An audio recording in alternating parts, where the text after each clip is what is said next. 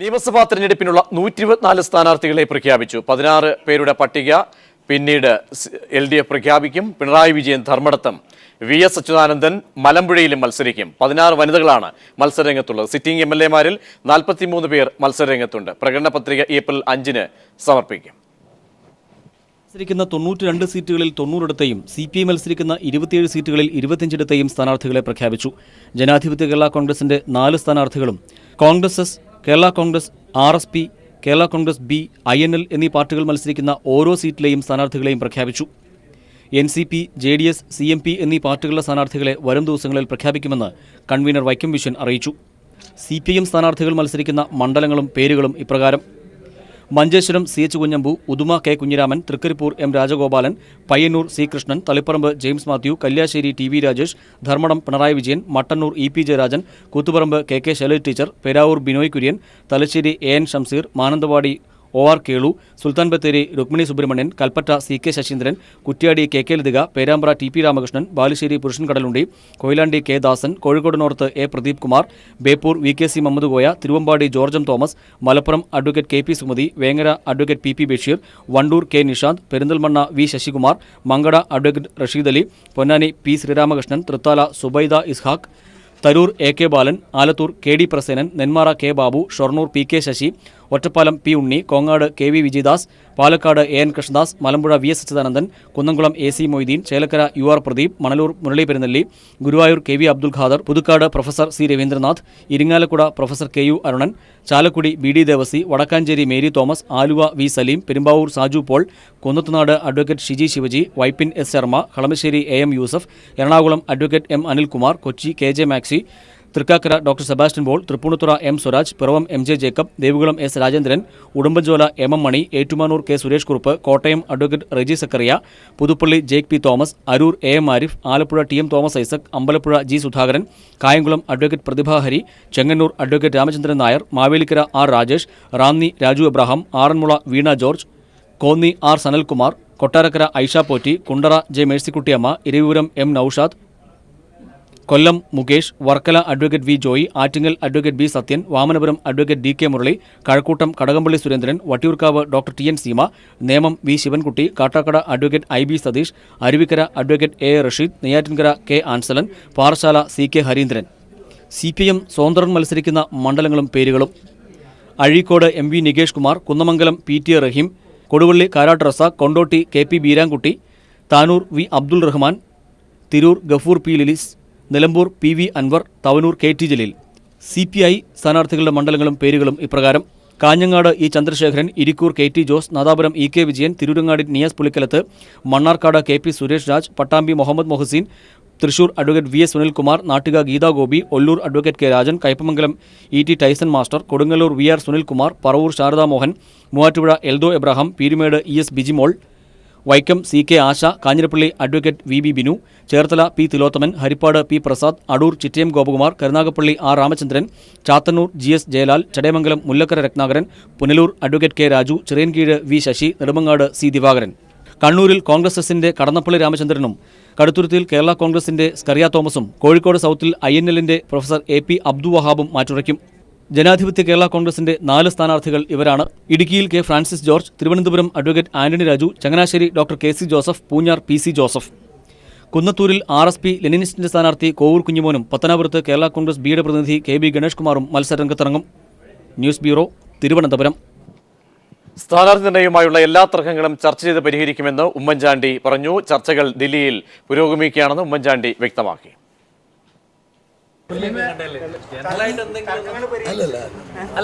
ഞാൻ party vice പ്രസിഡന്റിനെ കണ്ടു. പിന്നെ ഇന്നത്തെ കാര്യങ്ങളെ കുറിച്ചൊക്കെ ഞങ്ങൾ വിശദമായിട്ട് സംസാരിച്ചു. ഒന്നിന് തന്നെ പ്രഖ്യാപിക്കില്ലേ?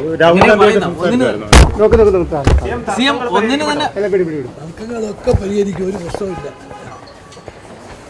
കോൺഗ്രസ് സ്ഥാനാർത്ഥി നിർണയം കൂടുതൽ സങ്കീർണതയിലേക്ക് പോകുന്നു. സ്ഥാനാർത്ഥി നിർണയം കെ ബാബുവിനെയും കെ സി ജോസഫിനെയും മാറ്റിയാൽ താൻ മത്സരിക്കില്ലെന്നും ഉമ്മൻചാണ്ടി പറയുകയുണ്ടായി. മുകുൾ വാസനിക്കിനെ കണ്ട് ഇക്കാര്യം അറിയിച്ചു. ആരോപണ വിധേയരായ മന്ത്രിമാരെ മത്സരിപ്പിക്കരുതെന്ന് രാഹുൽ ഗാന്ധിയെ കണ്ട് സുധീരനും ആവശ്യപ്പെട്ടു. ഉമ്മൻചാണ്ടിയും വി എം സുധീരനും തമ്മിലുള്ള തർക്കം പരിഹരിക്കാൻ രമേശ് ചെന്നിത്തലയുടെ മധ്യസ്ഥ ശ്രമം ആരംഭിച്ചു. സ്ക്രീനിംഗ് കമ്മിറ്റി യോഗം മറ്റന്നാളത്തേക്ക് മാറ്റുകയും ചെയ്തു. ഈ വിഷയമാണ് ന്യൂസ് ആൻഡ് വ്യൂസ് ചർച്ച ചെയ്യുന്നത്. ചർച്ചയിൽ നമ്മോടൊപ്പം മുതിർന്ന മാധ്യമപ്രവർത്തകൻ ശ്രീ ബാസുരേന്ദ്ര ബാബു, ഒപ്പം മാധ്യമപ്രവർത്തകനായ ജോൺ തോമസും CPM നേതാവ് റഹീമും, ഒപ്പം അഡ്വക്കേറ്റ് BRM ഷഫീർ, KPCCയുടെ സെക്രട്ടറി അഡ്വക്കേറ്റ് PS സലീമും ചർച്ചയിൽ പങ്കുചേരും. ചർച്ചയിലേക്ക് വരുമ്പോൾ ശ്രീ ജോൺ തോമസ്, തെരഞ്ഞെടുപ്പ് കൂടുതൽ ചൂടിലേക്ക് പോയിക്കൊണ്ടിരിക്കുന്ന ഒരു സമയമാണ്. LDF ആദ്യ പട്ടിക പ്രഖ്യാപിച്ചിരിക്കുന്നു. BJP പ്രചരണ രംഗത്ത് BJPയും സജീവമായി ഏറെക്കുറെ മുന്നോട്ട് പോകുന്നു. കോൺഗ്രസ് രാഷ്ട്രീയം ദില്ലി കേന്ദ്രീകരിച്ച് സങ്കീർണതയിലേക്ക് ഇന്ന് എല്ലാ മാധ്യമങ്ങളും ചർച്ച ചെയ്ത വിഷയമാണ്. ഈ പറയുന്ന രീതിയിലടക്കം ഗുരുതരമാണോ സാഹചര്യങ്ങൾ? പ്രത്യേകിച്ച് ഉമ്മൻചാണ്ടിയും ചെന്നിത്തലയും ഒരേ ദിശയിൽ മുന്നോട്ട് പോകുന്നു. അവിടെ സുധീറിന്റെ ശക്തമായ ഇടപെടൽ വരുന്നു. പൊട്ടിത്തെറി എന്ന് പറയുന്നതിന് അപ്പുറത്തേക്കാണോ സാഹചര്യങ്ങൾ? തീർച്ചയായിട്ടും നേരത്തെ തന്നെ സംസ്ഥാനത്ത് സ്ക്രീനിംഗ് കമ്മിറ്റി ചേരുമ്പോൾ തന്നെ, ഇവിടുത്തെ തെരഞ്ഞെടുപ്പ് സമിതി ചേരുമ്പോൾ തന്നെ ചില സൂചനകൾ ലഭിച്ചിരുന്നു. ചില മാനദണ്ഡങ്ങൾ വേണമെന്ന് ശ്രീ VM സുധീരൻ ഇവിടുത്തെ തെരഞ്ഞെടുപ്പ് സമിതിയിൽ ആവശ്യപ്പെടും എന്നൊക്കെയായിരുന്നു വാർത്തകൾ. പക്ഷേ ഇവിടെ അതൊന്നും ഉണ്ടായില്ല. ലഭിച്ച പേരുകളിൽ ചിലത് മാത്രം ഒഴിവാക്കിക്കൊണ്ട് പട്ടിക ഡൽഹിയിലേക്ക് കൊണ്ടുപോവുകയായിരുന്നു നേതാക്കളെല്ലാം കൂടെ ചേർന്ന്. പക്ഷേ അവിടെ ചെന്നപ്പോൾ കാര്യങ്ങൾ വളരെ മാറിമറിഞ്ഞു എന്നാണ് നമുക്ക് ലഭിക്കുന്ന വാർത്തകൾ. സുധീരൻ അവിടെ വ്യക്തമായ ചില നിലപാടുകൾ എടുത്തിരിക്കുന്നു. ചില മന്ത്രിമാരുൾപ്പെടെയുള്ള ചില സിറ്റിംഗ് MLA-മാരെ ആരോപണങ്ങളുടെ പേരിൽ അല്ലെങ്കിൽ തുടർച്ചയായി വിജയിക്കുന്നതിൻ്റെ പേരിൽ മാറ്റി നിർത്തണം എന്ന ആവശ്യമാണ് അദ്ദേഹം അവിടെ ഉന്നയിക്കുന്നത്. 5-6 സീറ്റുകളുടെ പേരുകൾ ഇതിനകം തന്നെ വന്നു കഴിഞ്ഞു. അദ്ദേഹം ഉന്നയിക്കുന്നത് എത്രത്തോളം ശരിയാണ് തെറ്റാണ് എന്നുള്ളതൊക്കെ രണ്ടാമത്തെ കാര്യം. പക്ഷേ അതിനകത്തൊരു കാര്യമുണ്ട്. പാർട്ടി പ്രവർത്തകരിൽ അല്ലെങ്കിൽ പൊതുസാമാന്യത്തിൻ്റെ മുന്നിൽ, പൊതുജനങ്ങളുടെ മുന്നിൽ ഇതൊരു ശരിയായ നിലപാടാണ് എന്നൊരു തോന്നൽ ഉണ്ടാക്കിയേക്കാം. കാരണം തുടർച്ചയായി മത്സരിക്കുന്നവരെ മാറ്റി നിർത്തണം എന്ന് KPCCയുടെ അധ്യക്ഷൻ പറയുമ്പോൾ, അല്ലെങ്കിൽ ആരോപണ വിധേയർ മാറി നിന്നുകൊണ്ട് ഒരു ക്ലീൻ ലിസ്റ്റ്, സ്ഥാനാർത്ഥി ലിസ്റ്റ് ഉണ്ടാകണം എന്ന് അദ്ദേഹം ആവശ്യപ്പെടുമ്പോൾ സ്വാഭാവികമായും പൊതുസമൂഹം അതിനോട് പിന്തുണച്ചേക്കാം. അത് UDFൻ്റെ വരാൻ പോകുന്ന, അല്ലെങ്കിൽ കോൺഗ്രസിൻ്റെ വരാൻ പോകുന്ന രാഷ്ട്രീയത്തിനെ ലക്ഷ്യമാക്കിക്കൊണ്ടായിരിക്കാം ഒരുപക്ഷെ ശ്രീ VM സുധീരൻ ഇപ്പോൾ ഈ നിലപാട് എടുത്തിട്ടുള്ളത്. സ്വാഭാവികമായിട്ടും കേരളത്തിൽ ഒരു നേതൃത്വം ഇനി ആർക്ക് എന്നത് സംബന്ധിച്ച് കോൺഗ്രസിൽ ഒരു തർക്കമായി മാറും എന്നുള്ള ഒരു സംശയവുമില്ല. ഈ നേതൃത്വം പിടിക്കുന്നതിനുള്ള നീക്കത്തിൽ ഒരുപക്ഷെ അതിൻ്റെ ഒരു വജ്രായുധമായിരിക്കും സുധീരൻ ഇപ്പോൾ ഉപയോഗിച്ചിരിക്കുന്ന ഈ മാനദണ്ഡം എന്നുള്ള നിർദ്ദേശം. കാരണം നമുക്ക് മനസ്സിലാകും, അദ്ദേഹം തിരഞ്ഞെടുത്തിരിക്കുന്ന കോൺസ്റ്റിറ്റ്യുവൻസി, അദ്ദേഹം മത്സരിക്കുന്നതിനല്ല, അദ്ദേഹം ഒരു മാറ്റം വേണം എന്ന് ആവശ്യപ്പെട്ടിരിക്കുന്ന കോൺസ്റ്റിറ്റ്യുവൻസിയിൽ ഗ്രൂപ്പുകളുടെ തലപ്പത്ത് നിൽക്കുന്ന പ്രധാനപ്പെട്ട നേതാക്കളെ തന്നെയാണ് പകരക്കാരായി നിർദ്ദേശിച്ചിരിക്കുന്നത്. ഇവരിൽ ആർക്കെങ്കിലും ഒക്കെ സീറ്റുകൾ നിഷേധിക്കപ്പെടുകയോ അല്ലെങ്കിൽ അവർ തങ്ങളുടെ സ്വന്തം ഗ്രൂപ്പ് നേതാക്കൾ വഴി തഴയപ്പെടുകയോ ചെയ്യുന്ന ഒരു തോന്നൽ വന്നാൽ സ്വാഭാവികമായും അവർ സുധീറിന് പിന്നിലേക്ക് മാറും. എന്ന് മാത്രമല്ല, ഈ ഇപ്പം വന്നിരിക്കുന്ന അദ്ദേഹം ചൂണ്ടിക്കാണിക്കുന്ന സീറ്റുകളിൽ ഏതെങ്കിലും 1-2 എണ്ണത്തിൽ അദ്ദേഹത്തിൻ്റെ ആവശ്യം അംഗീകരിച്ചാൽ പോലും അദ്ദേഹത്തിന് നേട്ടം തന്നെയായിരിക്കും. അത് കോൺഗ്രസ് രാഷ്ട്രീയത്തിൽ വരാൻ പോകുന്ന, ഇപ്പോൾ വന്നിരിക്കുന്നത് എന്താണ്, ഇത്രയും നാൾ കോൺഗ്രസ് വന്നിരിക്കുന്നത് A ഗ്രൂപ്പ്, I ഗ്രൂപ്പ് അല്ലെങ്കിൽ മറ്റ് ചില ഗ്രൂപ്പുകൾ എന്നൊക്കെയായിരുന്നു. പക്ഷേ ഇപ്പോഴും അതെല്ലാം മാറി സുധീരപക്ഷവും സുധീര വിരുദ്ധപക്ഷവുമായി ഇത് മാറിയിരിക്കുന്നു. ഗ്രൂപ്പുകൾ അവരുടെ എല്ലാ പഴയകാല ശത്രുതകളെല്ലാം മാറ്റിവെച്ചുകൊണ്ട് സുധീരനെ നേരിടാൻ ഒന്നിച്ചു വരുമ്പോൾ സ്വാഭാവികമായും സുധീരന് ഒരു ശക്തിയാണ്. സുധീരൻ ഒറ്റയ്ക്കാണ് പോരാടുന്നത്.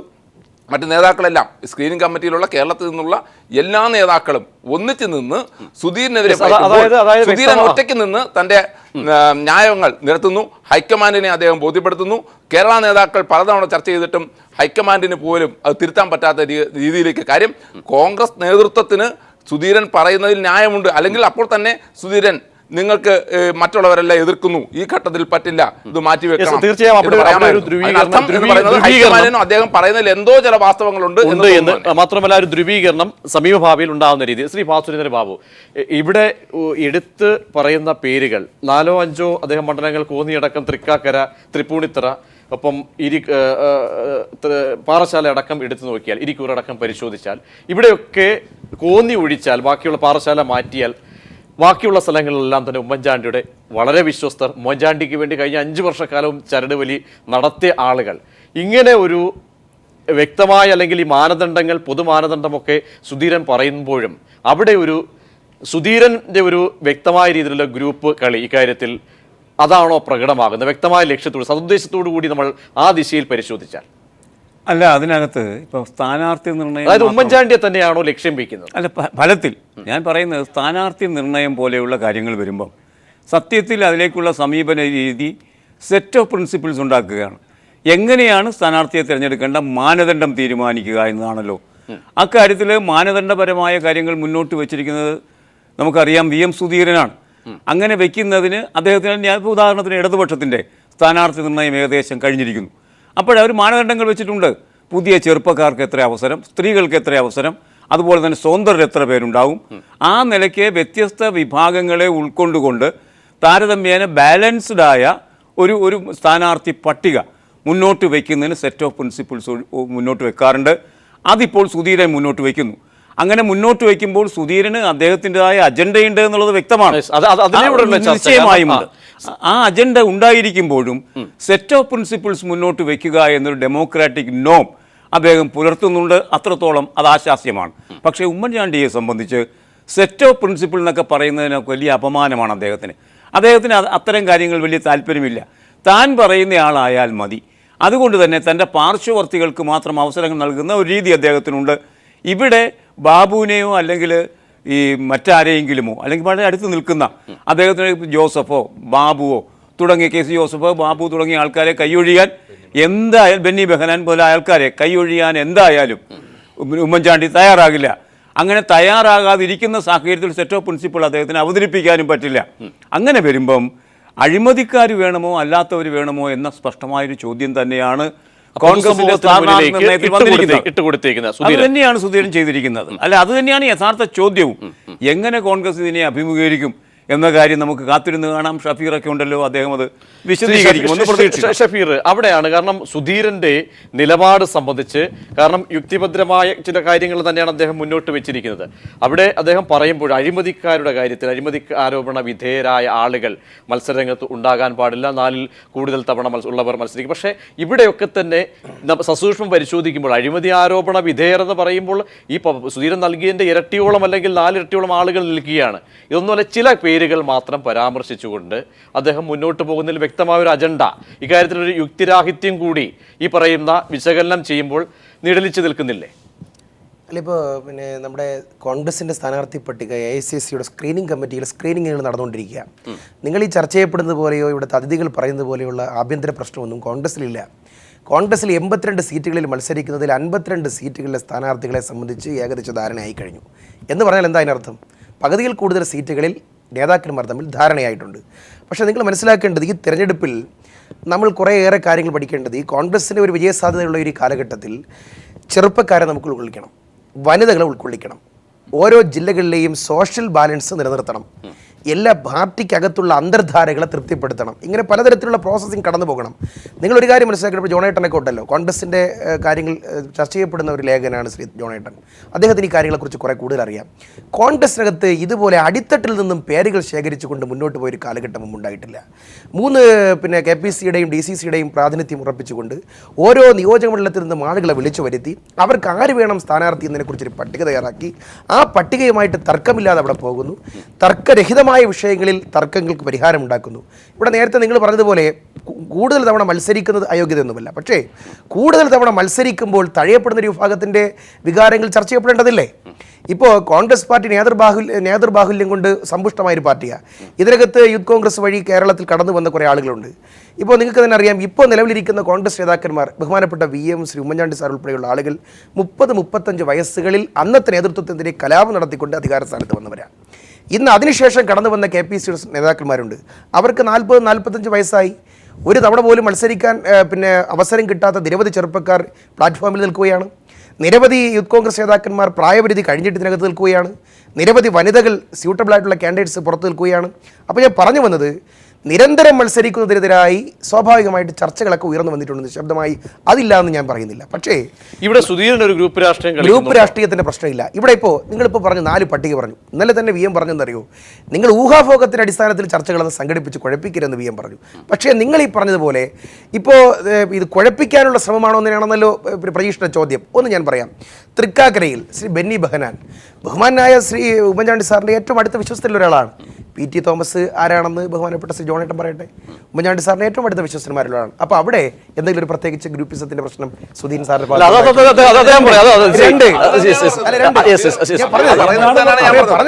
പറയട്ടെ. അപ്പൊ ഞാൻ പറഞ്ഞു വന്നത് ഗ്രൂപ്പിസത്തിന്റെ പ്രശ്നം അതിനകത്തില്ല. അതായത് ആളുകൾക്കുമായി ബന്ധപ്പെട്ടവർ തന്നെയാണ് ചർച്ചയിൽ വന്നിട്ടുള്ളത്. പക്ഷേ ഇവിടെ നമ്മൾ മനസ്സിലാക്കേണ്ട ഒരു കാര്യം, ഏതെങ്കിലും ഞാനത് കണ്ണിങ് ആയി തന്നെ പറയാം, ഇവിടെ വിജയ സാധ്യതയുടെ പ്രശ്നമാണല്ലോ ഇവിടെ ചർച്ച ചെയ്യപ്പെട്ടത്. വിജയ സാധ്യത എന്നതിന്റെ മാനദണ്ഡത്തിന്റെ ഒരു എലാബറേറ്റ് ആയിട്ടുള്ള ഒരു ഡിസ്കഷനാണ് വരേണ്ടത്. ഒരു സ്ഥാനാർത്ഥി ഇപ്പോൾ അടൂർ പ്രകാശ് കോന്നിയിൽ മത്സരിച്ചാൽ നിശ്ചയമായും ജയിക്കും, കെ ബാബുവും ജയിച്ചേക്കും. പക്ഷേ ഏതെങ്കിലും ഒരു സ്ഥാനാർത്ഥി മത്സരിച്ചാൽ അദ്ദേഹത്തിന്റെ മണ്ഡലത്തിൽ ജയിക്കുന്നതിന് അപ്പുറം മറ്റു മണ്ഡലങ്ങളിൽ അതിന്റെ അനുകരണങ്ങൾ ഉണ്ടാകുമോ? ഇതിനെ സംബന്ധിച്ചൊരു ജനാധിപത്യ പാർട്ടിയിൽ കോന്നിയിൽ അതായത് അടൂർ പ്രകാശ് തന്നെയാണ് വിഷയം. കോന്നി സീറ്റിൽ കൂടെ നിർത്തിയതാരാ? അവിടുത്തെ പത്തനംതിട്ടയിലെ DCC പ്രസിഡന്റ് ശ്രീ മോഹൻരാജിനെ പോലെ സീനിയറായി ഇതുവരെ മത്സരിക്കാൻ അവസരം കിട്ടാത്ത ഒരാളിനെ കൂടി പട്ടികയിലേക്ക് KPCCയുടെ പ്രസിഡന്റ് അദ്ദേഹത്തിന്റെ കീഴിലുള്ള ഒരു DCC പ്രസിഡന്റിനെ വെച്ച് പോകുന്നതിന് മുമ്പ് ശ്രീ ജോൺ, അവിടെ ഈ പറയുന്ന ഇന്ന് ഏറ്റവും ഒടുവിലായും വൈകുന്നേരത്തടക്കം ചർച്ചകൾ ദില്ലിയിൽ നടക്കുകയാണ്. ഏകദേശം ഒരു സമവായത്തിലേക്ക് അടക്കം പോകുന്നുണ്ടെങ്കിൽ സുധീരൻ വ്യക്തമായും ഒരു ഉപാധി മുന്നോട്ട് വയ്ക്കും വഴങ്ങണമെങ്കിൽ.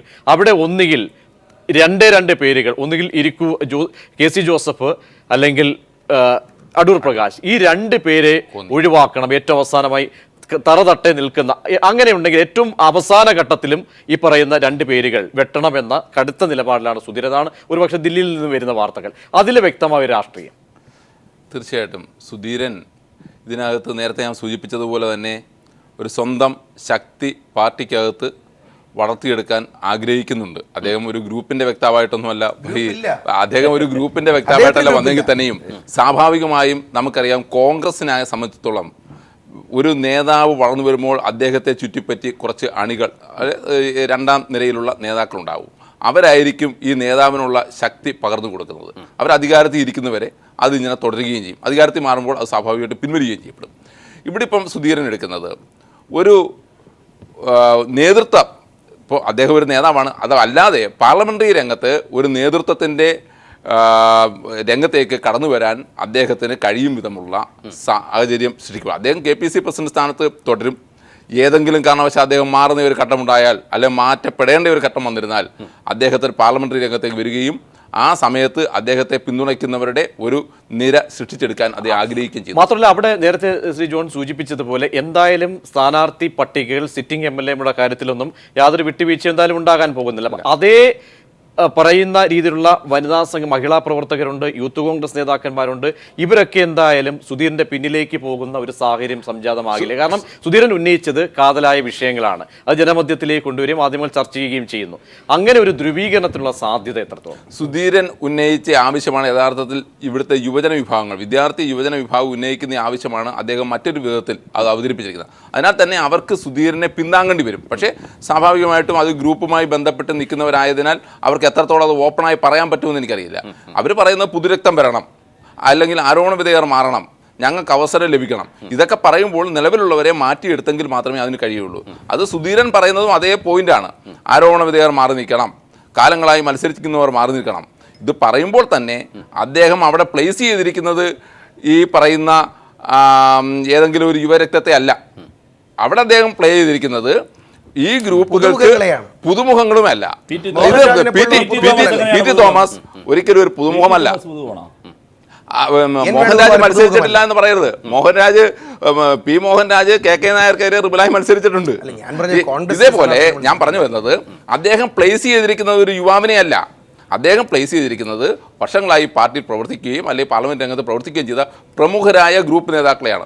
നോക്കിയാൽ മതി, പി ടി തോമസ് എന്ന് പറയുന്നത് Yes, അവിടെ പോലും സുധീറിന്റെ വളരെ അദ്ദേഹം വിദഗ്ധമായ എങ്ങനെ രീതിയിലാണ്. വന്നിരുന്നാലും ഇവർക്ക് സീറ്റ് ലഭിച്ചാൽ, അദ്ദേഹം നിർദ്ദേശിക്കുന്നവർക്ക് സീറ്റ് ലഭിച്ചാൽ സ്വാഭാവികമായും സുധീറിനോടൊരു കമ്മിറ്റ്മെന്റ് ഉണ്ടാവും. അതെ. അവർക്ക് സീറ്റ് ലഭിച്ചില്ലെങ്കിലോ ഞങ്ങൾക്ക് വേണ്ടി സുധീരൻ വായിച്ചിട്ടും അയ്യായാലും ഏയായാലും ഞങ്ങളുടെ ഗ്രൂപ്പ് നേതാക്കൾ ഞങ്ങളെ സപ്പോർട്ട് ചെയ്തില്ല, ഞങ്ങൾക്ക് സീറ്റ് ലഭിച്ചില്ല, സ്വാഭാവികമായി അതും തിരിഞ്ഞ് സുധീറിൻ്റെ സ്വന്തം ആളുകളായി മാറും. ഈ ഒരു പ്ലേ ആണ് ഇപ്പോൾ വന്നിരിക്കുന്നത്. ഇത് സംഭവിച്ചിരിക്കുന്നത് എ ഗ്രൂപ്പിലും കോൺഗ്രസിലെ ഐ ഗ്രൂപ്പിലുമുള്ള ആളുകളെ ചോർത്തി തൻ്റെ ഭാഗത്തേക്ക് കൊണ്ടുവരാനുള്ള മികച്ച ഒരു അവസരമാക്കി സുധീരൻ അത് കണ്ടിരിക്കുന്നു എന്ന് തന്നെ. ശ്രീ റഹീം, കാരണം നിങ്ങൾ 124 പേരുടെ പട്ടികയാണെന്ന് പ്രഖ്യാപിച്ചിരിക്കുന്നത്. എനിക്ക് തോന്നുന്നു എല്ലാ തലങ്ങളിലും പങ്കാളിത്തം, ഇനി ബാക്കിയുള്ള ഘട്ടങ്ങൾ വരും ദിവസങ്ങളിൽ തന്നെ പ്രഖ്യാപനം ഉണ്ടാവുകയും ചെയ്യുന്നു. തിരഞ്ഞെടുപ്പ് ചൂടിൽ മുന്നോട്ട് പോയിരിക്കുന്നു എല്ലാ പാർട്ടികളും. ഇവിടെ കോൺഗ്രസിൻ്റെ കാര്യം എടുത്തു നോക്കിയാൽ അത്ര രീതിയിൽ ദില്ലിയിലേക്ക് കാര്യങ്ങൾ തട്ടി നിൽക്കുന്ന ചർച്ചകൾ അവിടെ തുടരുന്ന ഒരു സാഹചര്യം. എത്രത്തോളം മേൽക്കൈ ഇക്കാര്യത്തിൽ നിങ്ങൾക്ക് അവകാശപ്പെടാനുണ്ട്? മാത്രമല്ല, ഞാനൊരു കാര്യം കൂടി, കാരണം ഇന്ന് മുഖ്യമന്ത്രി പറഞ്ഞത് ആരോപണമാണ് ഉന്നയിക്കുന്നതെങ്കിൽ ഏറ്റവും ആരോപണ വിധേയനായ വ്യക്തി ഞാനാണ്, ആദ്യം അങ്ങനെ ഉണ്ടെങ്കിൽ മാറ്റേണ്ടത് എന്നെയാണ്. അത് പറയുന്ന അതിലെ ഒരു വ്യക്തമായൊരു രാഷ്ട്രീയം, ഇത് ഉമ്മൻചാണ്ടി മുന്നോട്ട് വയ്ക്കുന്ന ഒരു വജ്രായുധമാണ് എന്തായാലും മുന്നോട്ട് വെച്ചിരിക്കുന്നത്. ഇതൊക്കെ നോക്കുമ്പോൾ ഈ ഘടകങ്ങളൊക്കെ നിങ്ങളിപ്പോൾ സ്ഥാനാർത്ഥി പട്ടിക പ്രഖ്യാപിച്ചിരിക്കുന്നത് എത്രത്തോളം മേൽക്കൈ ഉണ്ടാക്കുന്നതാണ്? മാത്രവുമല്ല, UDFന്റെ പ്രതിസന്ധി എത്രത്തോളം അതിനാക്കമുണ്ട്? അതിനകത്ത് ഒന്ന് പറഞ്ഞു നിർത്തിയെടുത്ത് തന്നെ തുടങ്ങുകയാണ്. ഉമ്മൻചാണ്ടിയാണ് ഏറ്റവും വലിയ ആരോപണ വിധേയൻ. എങ്കിലും എന്തുകൊണ്ട് ഉമ്മൻചാണ്ടി മാറി നിൽക്കുന്നില്ല? ശ്രീ ജോൺ ഇവിടെ സൂചിപ്പിച്ചതാണ് ഇവിടെ യഥാർത്ഥ വസ്തുത. ഇത് യഥാർത്ഥം നടക്കുന്നത് കോൺഗ്രസിനകത്തുള്ള ഒരു പുതിയ ഗ്രൂപ്പ് സമവാക്യത്തിലേക്കുള്ള, ശ്രീ ഷഫീറിൻ്റെ ഭാഷയിൽ പറഞ്ഞാൽ അന്തർധാര എന്നൊക്കെ അദ്ദേഹം പറഞ്ഞ ആ ഗ്രൂപ്പ്, പച്ച ഗ്രൂപ്പാണ് നടക്കുന്നത്. അല്ലാതെ വേറെ ഒന്നുമല്ല. ഞാൻ ചോദിക്കട്ടെ, രണ്ട് കാര്യങ്ങളാണ് എനിക്ക് ഷഫീർ ഉത്തരം തരേണ്ടത്. ഒന്ന്, ആരോപണ വിധേയർ മാറി നിൽക്കണം എന്നുള്ള അഴിമതി വിരുദ്ധ രാഷ്ട്രീയത്തിൻ്റെ വാളാണ് ശ്രീ VM സുധീരൻ ഉയർത്തിപ്പിടിക്കുന്നത് എങ്കിൽ ആദ്യമായി മാറി നിൽക്കാൻ പറയേണ്ടത് ശ്രീ ഉമ്മൻചാണ്ടിയെയാണ്. മാറി നിൽക്കുമോ? അദ്ദേഹം അത് പറയുന്നില്ല. രണ്ടാമത് വളരെ പ്രധാനപ്പെട്ട ഒരു ചോദ്യത്തിന് ശ്രീ ഷഫീർ ഉത്തരം തരേണ്ടത്, കേരളത്തിൽ ഈ ബെന്നി ബെഹനാൻ ആരോപണ വിധേയനായിരുന്ന സന്ദർഭത്തിൽ, അടൂർ പ്രകാശ് ആരോപണ വിധേയനായി ഉയർന്നു വന്ന സന്ദർഭത്തിൽ, ഈ പറഞ്ഞ ആരോപണ വിധേയരായ കെ ബാബു ഉൾപ്പെടെയുള്ള പ്രശ്നങ്ങൾ ഉയർന്നു വന്ന സന്ദർഭങ്ങളിലൊക്കെ അവരെ ഡിഫെൻഡ് ചെയ്ത VM സുധീരൻ പിന്നെ എന്തിനാണ് ഇപ്പോൾ പറയുന്നവർ അഴിമതി ആരോപണ വിധേയരെന്ന്? അവർ ബ്ലാക്ക് ലിസ്റ്റിൽ പെടുത്തേണ്ടവരാണെന്ന് ഇപ്പോൾ പറയുന്നു. അങ്ങനെയാണെങ്കിൽ പ്രതിപക്ഷം ഇവിടെ ഉയർത്തിക്കൊണ്ടുവന്ന, കേരളത്തിലെ മാധ്യമങ്ങൾ ചർച്ച ചെയ്ത, കേരളത്തിലെ ജനങ്ങൾ ഉയർത്തിക്കൊണ്ടുവന്ന സമരങ്ങളും പ്രക്ഷോഭങ്ങളും ശരിയായിരുന്നു എന്നല്ലേ? എന്തിനാണ് അന്ന് ഒളിച്ചോടിയത്? ഉത്തരവാദിത്തപ്പെട്ട KPCCയുടെ അധ്യക്ഷൻ അന്നെടുത്ത നിലപാടിൽ ഇപ്പോൾ കുമ്പസരിക്കാൻ തയ്യാറുണ്ടോ? ഇതാണ് അറിയേണ്ട കാര്യം. ഇതിന് മറുപടി പറഞ്ഞട്ടെ. അവിടെയാണ് സുധീരന്റെ സംശുദ്ധി സംബന്ധിച്ച് മുന്നോട്ട് വയ്ക്കുന്ന കാര്യങ്ങളിൽ എത്രത്തോളം സംശുദ്ധമായ കൈകൾ ഉണ്ട്? ചോദ്യം പ്രസക്തമാണ്. അല്ല, ഇതിനകത്ത് സംശുദ്ധിയുടെ പ്രശ്നം ഉന്നയിക്കാൻ റഹീമിന്റെ അവകാശത്തെ ഞാൻ ചോദിച്ചു. അല്ല, അത് രണ്ടാമത്തെ കാര്യം.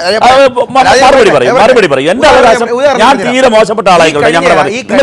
കഴിഞ്ഞ 5 കൊല്ലക്കാലം UDFന്റെ ഔദാര്യവും പറ്റി UDFന്റെ വക്താവ് ചമഞ്ഞ് ഈ ചാനലിലടക്കം വന്നിരുന്ന കഴിഞ്ഞ പ്രാവശ്യം പിള്ളയ്ക്ക് വേണ്ടി കേരള പ്രതിയായി രാജു LDFന്റെ ഞാൻ ചോദിച്ച ചോദ്യം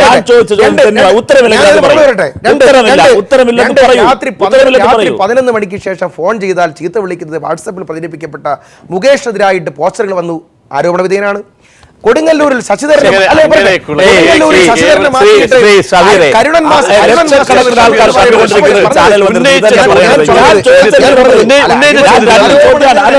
ആരോപണങ്ങൾ ഉന്നയിക്കപ്പെടുമ്പോൾ അതിനനുസരിച്ച് പട്ടിക മാറ്റണമെന്ന് പറയുമ്പോൾ നിങ്ങൾ ജോസ് തെറ്റേലിനെ മാറ്റുന്നില്ല, നിങ്ങൾ ആന്റണി രാജുവിനെ മാറ്റുന്നില്ല, നിങ്ങൾ മുകേഷിനെ മാറ്റുന്നില്ല, നിങ്ങൾ മാക്സിയെ മാറ്റുന്നില്ല, നിങ്ങൾ അരുണനെ മാറ്റുന്നില്ല. പിന്നെ ഇവിടുത്തെ കോൺഗ്രസിന്റെ വിഷയമാണ് ശ്രീ ഉമ്മൻചാണ്ടി സാറിനെതിരായി ഇതുവരെയും ഞാൻ ഇപ്പോഴും പറഞ്ഞു തരാം, ഉമ്മൻചാണ്ടി സാറിനെതിരായി ആരോപണ വ്യവസായം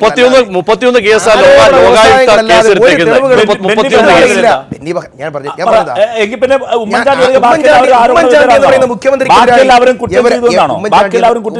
എന്ന് പറയുന്ന മുഖ്യമന്ത്രിക്കെതിരായി ആരോപണം ഉന്നയിച്ചു, വീട് തടഞ്ഞു, കല്ലെറിഞ്ഞു, സെക്രട്ടേറിയറ്റ് എല്ലാം നടന്നല്ലോ. പക്ഷെ ഞാൻ ഇപ്പോഴും പറയാം, ഉമ്മൻചാണ്ടി എന്ന് പറയുന്ന ജനനേതാവിനെയാണ് ഇടതുപക്ഷം ഇന്ന് ഭയപ്പെടുന്നത്. ജനകീയനായ ഉമ്മൻചാണ്ടിയെ